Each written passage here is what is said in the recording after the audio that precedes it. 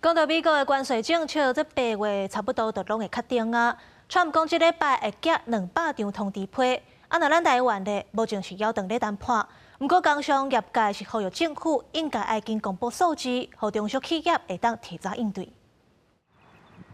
美国对顶关税搁再有新的进度。美国总统川普2月有告未来一礼拜发出200封的关税批，通知各国税率可能是10%到15%，而且一直到8月初一期限就完成大部分的协商。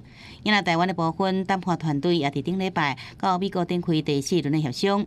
行政院搁再讲到相关进展会对外来说明，不过工商业界是呼吁应该爱加紧这个进度。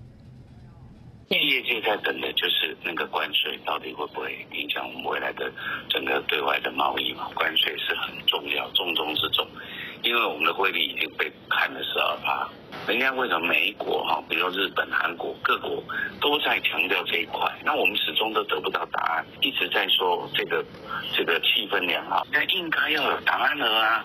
产业界强调，尽早公布关税数字，照时间运用。若无即阵未少外小企业无法应对，甚至面临工厂停工状况。另外，也有多国法人提醒，要注意个别产业状况，包含美国是台湾工具机第2大出口国，日本是台湾伫中国界工具机的竞争者。台湾的税率若是比15%较悬，会削弱这个工具机的竞争力。台积电到美国去设厂，对于美国来讲，他们是理所当然的一件事情。其实我认为最好的参考模板应该是日本。也就是说，如果你想得到一个比较好的关税的话，你势必要付出非常大的代价。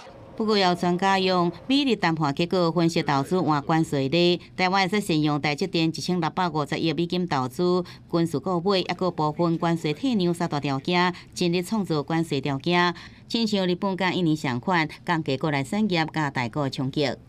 记者综合报道。